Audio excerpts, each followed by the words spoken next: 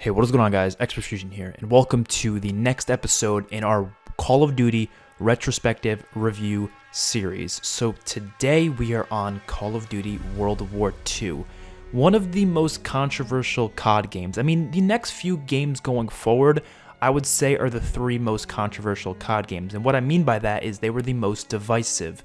People either loved them or hated them. And there's some people in between, but there was a big majority of people either just bashing these next three games, which is of course World War II, Black Ops 4, and the current Modern Warfare, either bashing them or absolutely loving them. It's so weird how the COD community has been for the past 3 years. I mean, before this, it was usually like the general consensus was pretty similar for certain games. Sometimes it was a little different.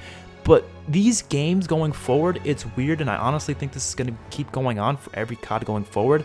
It's going to be insanely divisive. But let's talk about COD World War II today, because we got a lot to discuss. We have the campaign, the multiplayer, and the zombies, right? So we got a lot to talk about. There's a lot of good in this game, also a lot of bad. I would say this is a mid-tier Call of Duty, in my opinion. I always ranked it mid-tier, like number 6 on my ranking video if you guys have seen it. But one thing that I do think is very notable about this game is that it is the most improved COD. And what I mean by that is from where it was at launch to now is probably the biggest difference in any COD game I've ever played in the positive way. This game completely overhauled itself throughout the life cycle for the multiplayer, and even some of the zombies maps going forward kind of added some, flavor to the game that didn't have it before. And it's so weird because Sledgehammer's previous title, Advanced Warfare, I'd consider to be the exact opposite of this, as where it was really great at launch, but then as time went on, it got worse and worse. But World War II really only ended up getting better, to the point where now, going back to it, it's actually a lot of fun, and there's a lot of great things about it. But a lot of those launch issues are still noticeable even to this day, and you got to remember some of the launch issues. You can't just forget about them. People always talk about, how should we rank games? Should we rank them how they were at launch, or how they are now, or how they are at the prime? I've always said, rank them how they've been every single day from launch to now, in total, right?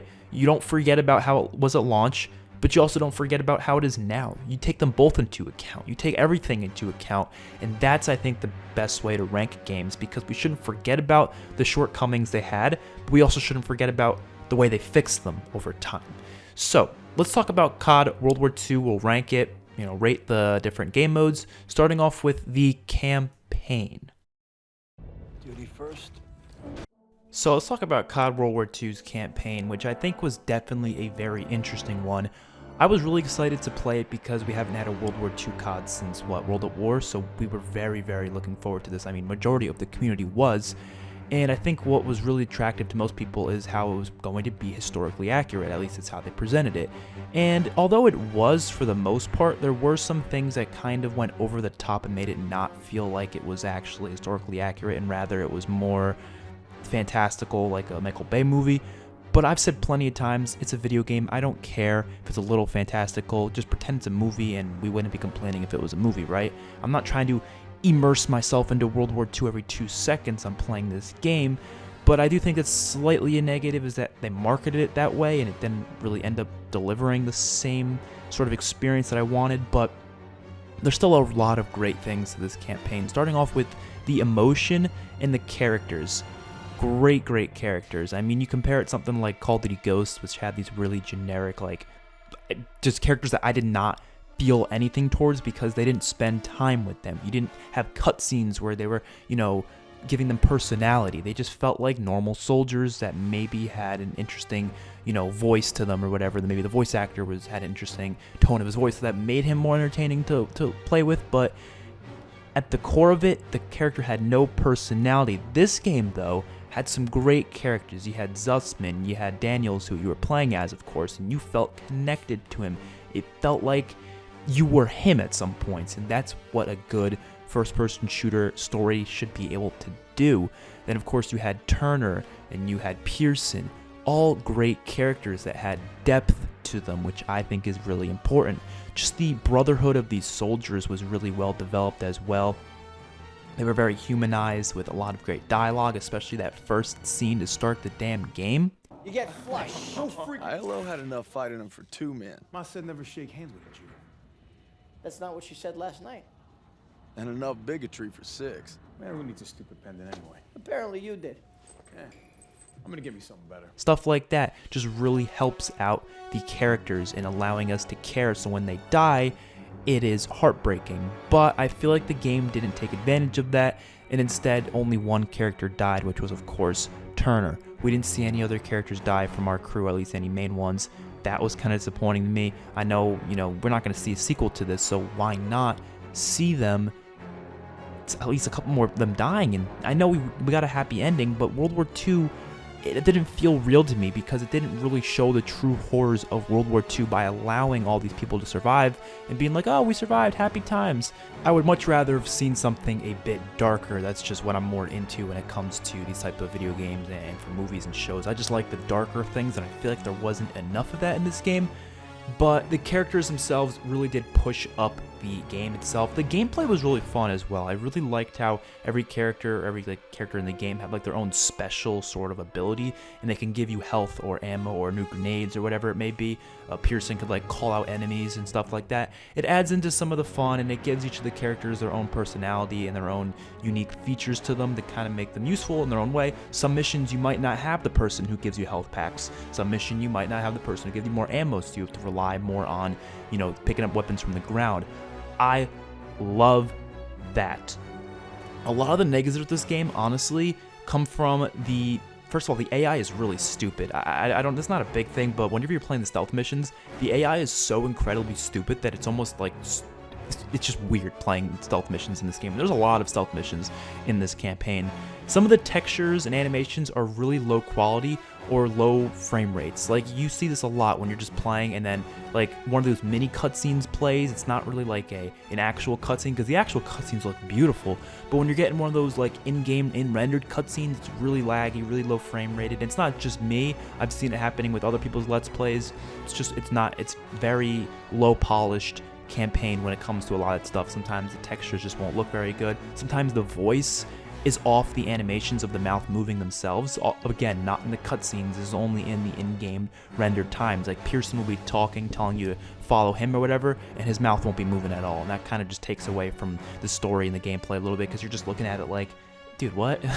Some of those things could have been fixed. A lot of coincidences, last minute saves, a lot of over the top things, which again, I don't really mind that much. I'm not a big, hater against those type of features, but I do think this campaign deserves a pretty good score of a 16 out of 20, which is pretty good, but compared to the other campaigns we've done in this series, there's been 18s out of 20s, 19s out of 20s, I think we did a 17 out of 20, so this is definitely not one of the better campaigns in the franchise, but I definitely like it more than Advanced Warfare or Ghost's campaign or BO3. I like it much more than those, and yeah, I think it's a fine campaign, but it's not where this game shines at all. This game definitely shines in the multiplayer department.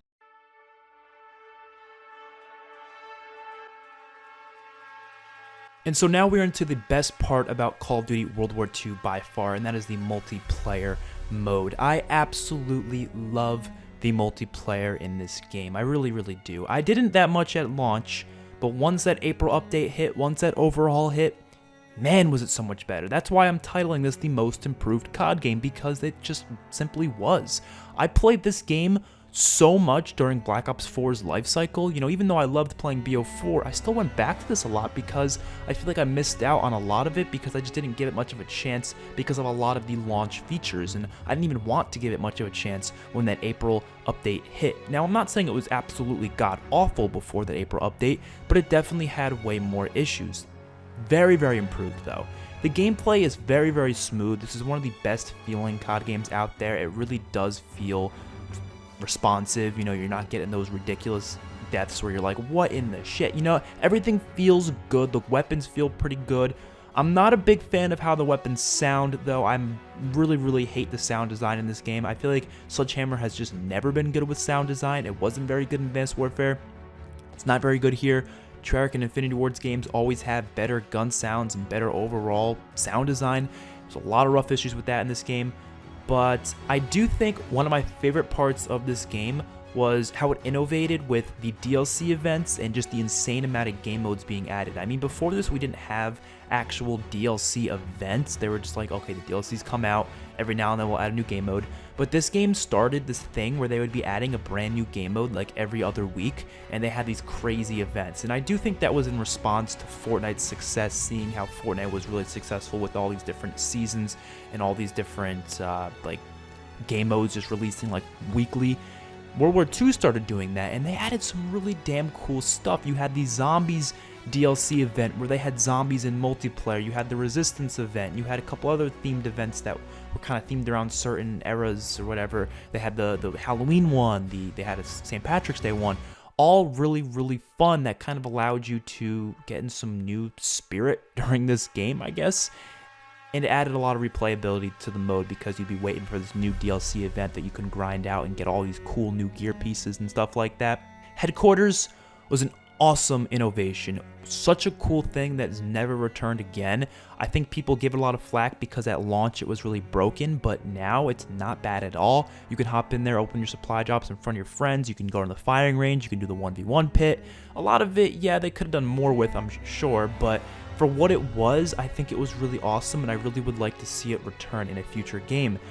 This game also has, I think, the most amount of weapons in any COD game ever, including DLC guns, of course, which I include DLC guns because they're not that hard to earn in this game. The supply drop system in this game was really, really solid. You can earn the guns pretty damn easily as long as you just played the game a lot. There was contracts that were always rewarding them. They had some of these other like challenge like things that you can use to get the guns. They had the different collections which you can use your credits that you earned in game for just doing contracts or opening supply drops, and you get more stuff.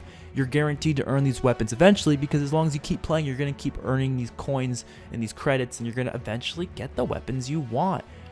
I loved that. And even just getting them out of supply drops, luck, like out of just pure luck, was very easy. They were very common. They're not like Black Ops 3 where you needed like the epic version of them and it was very, very uncommon to get them. No, this game you were getting them every 2 seconds because they had all these different variants of them, and a lot of the variants were like rare, so they weren't even that hard to get. When I say rare, I mean the blue rare, which wasn't that rare. There's much more rare items in the game.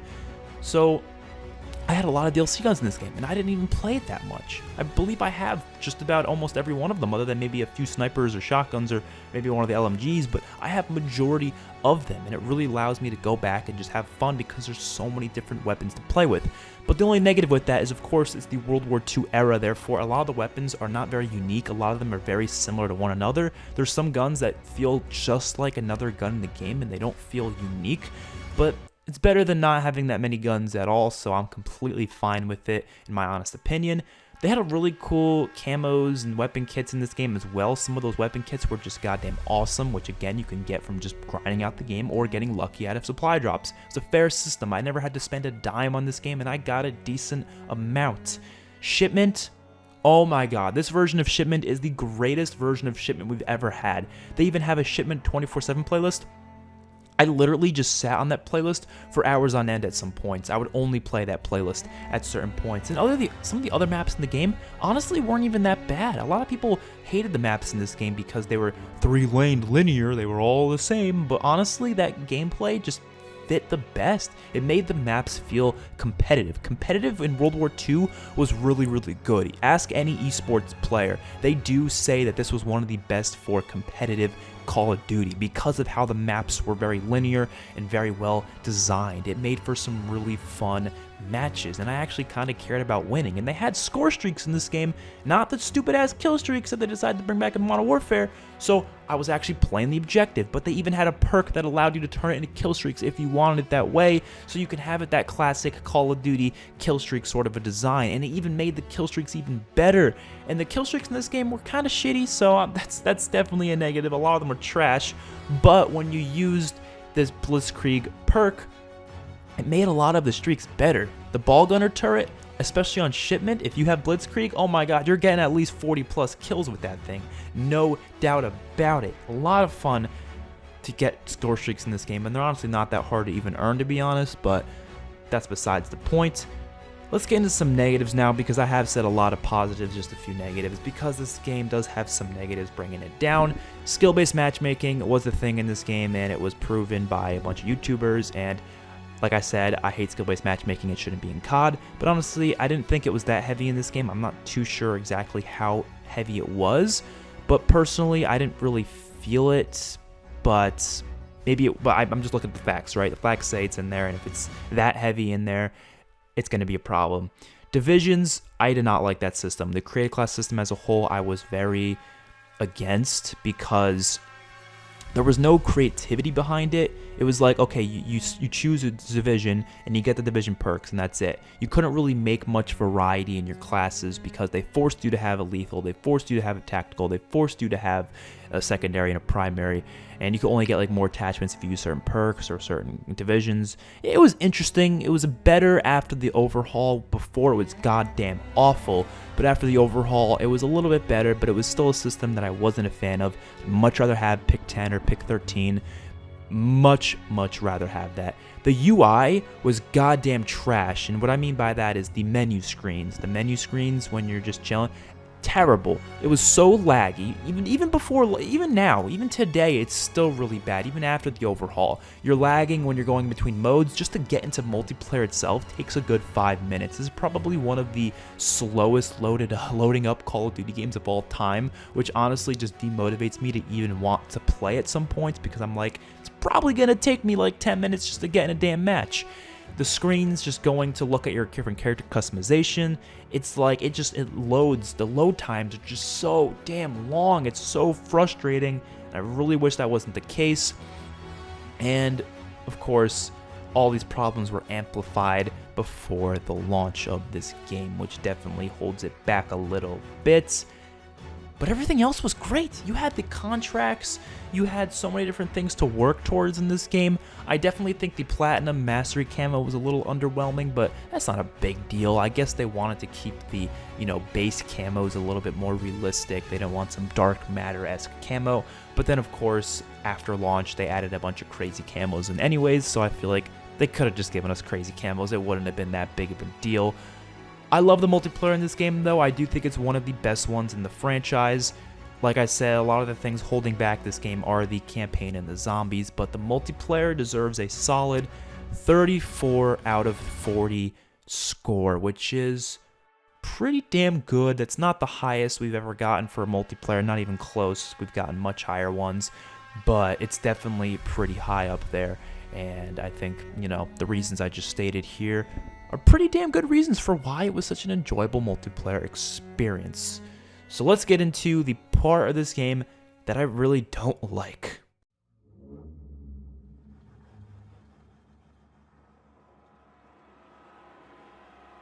Call of Duty World War II's Nazi Zombie mode. This was really hyped because we've gotten a couple Call of Duties before here where the zombie modes were more goofy, a little bit more adventurous, and a little more like over the top, and it wasn't like horror. And that's what people wanted. People really were looking forward to seeing some sort of a horror-filled Call of Duty experience, especially because the creators of this also created Dead Space, which was something that was very scary, obviously. So this was building up to be this horrifying experience, and I'm gonna be honest, the Final Reich definitely was. I think the Final Reich is one of the strongest zombies maps in Call of Duty history. I really do enjoy the Final Reich. I think it did live up to the expectations. But what didn't live up to the expectations was the rest of the damn game. Every DLC, honestly, felt like it wasn't as good as the first one, which it could still be fine without being better, but I feel like it was just not as fun. I'll get into everything, what I love, what I didn't love about this mode. Of course, having Nazi zombies back was really awesome. I do enjoy how they had survival maps, like the Tortured Path had their 3 different survival maps. It was unfortunate that it took so long for them to finally make them survival maps. Previously, they were just these objective Tortured Path type modes where you played around like 11 and then you get it sent out or whatever. You do these different objectives. But it was nice to have them as survival maps, as well as you had Grossen House, which was a pretty good map as well. Story honestly wasn't that bad. I wasn't too invested in it personally, but I do know from the people who were invested in it, they really enjoyed it, and I do think it did have some interesting plot points to it, but I just wasn't really invested in it. But that's not really a big negative. That's just me personally being uninterested in the story. But I do think it was still strong nonetheless. Some of the boss fights are pretty cool. I think the first boss fight was really cool. Shadow Throne was up in a blimp, which is awesome. Some of the Tortured Path ones were actually not that bad either. And the final one, although being a little bit broken, still kind of fun. And when you pack-a-punched all the different guns in this game, they were really unique. They did some really unique abilities, like one of the guns like shoots like bombs out and it's just a shotgun beforehand. So I did like how Pack-a-Punch kind of did that. But then we get to the negatives, because there's a lot more negatives for the zombies mode than positives. First of all, the maps don't feel unique from one another at all. They just kept the same soundtrack, the same overall feel and design. They don't look that different from one another. Like honestly, if you get a screenshot of like each map and you tell me to say which map is which, it has to be a really deep, like in-depth screenshot. If it's like a corner or something, I'm not going to be able to guess what map it is. But like Black Ops 3, all I can look at is just the color palette and I automatically know what map it is. But every color palette on each of these maps is very gray, very dull, which I guess it's World War II, sure. But look at Black Ops 3. Most of those maps took place during World War II, but they were amplified with some, really nice looking colors to just make it feel alive. I mean, this game came off of Infinite Warfare and Black Ops 3, which were very, very colorful games, and that kind of did hurt it a little bit because we were trying to compare it to those older games, but nonetheless, I do think the atmospheres of these maps, they were pretty great atmospheres, but they were just way too similar to one another. They didn't feel different enough, and especially the soundtracks, having the same soundtrack in every map. Come on. The health system I wasn't a fan of at all. How Juggernaut works, how you have to pick up this machine and you have to do it like every time you go under a certain amount of health, because the price just keeps going up and you have to keep going back to these particular machines. I felt like it was tedious, especially when you're just trying to do some Easter egg steps and then you're like, oh, I got hit a couple times, now I gotta go buy some new jug, which is now almost 10,000 points, and it's a bad system. I really don't think it's good. I do think it is good that they're trying to innovate by not having Juggernaut as a perk, because we all know it's a crutch perk. But to be fair, there's only 4 perks or 5 perks in this game anyways, or maybe 6. There wasn't many perks. That's a big issue as well. They didn't add any new ones. They were literally the same couple perks on every map, and it was just really dull perk system in this game. I mean, there's no variety in what you use. You use the same ones every time because there's just not many of them, and that was kind of boring in my opinion. The mods and created class system, although I wasn't necessarily against, I do think it was a cool innovation, but it did push a lot of the, progression through zombies just in the menu screens, and you get them really quick too. And a lot of the mods just weren't all that fun to mess with. They weren't all that fun to change your classes with. I mean, a class system I was okay with in BO4 because I do like how they worked it into the game. It did actually feel a little more genuine, but this system to me was just, I didn't like it. I did not like how the system functioned and what the different abilities were. And you got the keys, I guess you can say, that give you free revives pretty much. You can just stay up every game. I mean, you get 2 extra health for each game, or 2 extra lives for each game, just like you do in Black Ops 4, but except these keys are stuff you actually have to earn from supply drops. So I didn't like that. If they were just there automatically, just like Black Ops 4, sure, but this game also had quick revive in it as well, so it was like weird. You had these revive system, but you had another revive system. I feel like they don't really work that out, although, well, most of the Easter eggs in this game are not enjoyable. The steps are not enjoyable. A lot of them are really hella tedious. The Final Reich had the cool casual and hardcore quests, which I really appreciated, but when it came to the rest of the Easter eggs, I literally dreaded just about every one of them. Other than the Darkest Shore, honestly, wasn't that bad. Shadow Throne, the Morse code kind of ruined it for me, and the Tortured Paths maps, I literally played them once for the Easter eggs, and I just said, yeah, these aren't fun. I just didn't have a good time with it. Frozen Dawn had some pretty cool, unique wonder weapons, but none of the other maps really did, to be honest. I wasn't a big fan of most of the wonder weapons in this game. Shadow Throne's wonder weapon I didn't really like. You had the 4 elemental ones in the first map, which were pretty cool. The chainsaw, or like the ripsaw, what was it called, in Darkest Shore was pretty cool. The Tortured Path didn't even add any, so you didn't even have anything there. So they had some cool wonder weapons, but most of them were also just very weak and not really that great for high rounds anyways. And don't forget about the boss zombies. I really disliked the boss zombies in this game for the same reason I dislike a lot of the other things in this game. They felt the same in every map. You just kept bringing back the same boss zombies on every map going forward, and then they might include a new one every now and then, but you have the Wustlings in every damn map, which are some of the most obnoxious boss zombies in COD Zombies history. They just constantly come at you. They never stop coming, and you're just sitting there like, bro, give me a damn break. And you got like 30 coming at you at once on later rounds. It's like, what the hell is this? And they just keep bringing them back every damn game. You get the little pests back again as well. The Sisslers, they're literally every single map. They just bring whatever ones that were in the map before. Oh, they're in the next one as well. They don't feel unique because of that. And that's disappointing. I don't even like the map locations. Most of the map locations are kind of boring. You could have gone to much cooler places for World War II. Frozen Dawn's the only one that kind of spiced it up a little bit, but everything else just felt like boring locations that were just dull and gray and gross. So that is my World War II Zombies rant. I don't hate this mode as much as I know some people do, but I definitely think it's one of the weakest Call of Duty Zombies modes we've ever had. I'm going to give it a 25 out of 40, which is bringing this game down so substantially, but Zombies is important to me. Zombies is important to Call of Duty, in my opinion. Any of these third modes is important, and yeah, Zombies in this game definitely brings it down a bit. It's not bad, but it's not good either. So, Call of Duty World War II, like I said, the most improved Call of Duty game over time. I think the campaign had a lot of strong moments to it, but had a couple of things bringing it back a little bit. Multiplayer, definitely most improved, like I said, for the full game. Zombies, left much to be desired. But, as a whole, I think this is one of the better COD games, especially this gen. But I think in time it's going to be looked back as a forgettable game, though. Unfortunately, that's just how it is, especially because we're not getting a sequel to it. Why would there be a sequel to it? But I do think in terms of the multiplayer and how improved it was over time, it kind of proves that games can overhaul themselves and improve themselves after launch. You know, just because it's bad at launch doesn't mean it'll always be bad. I think Battlefront 2 is a very good example of a game like that, and I think this game definitely did the same thing. I appreciate what Sledgehammer Games did with it, but obviously, it did leave much to be desired in certain modes, like the Zombies mode, but it's okay.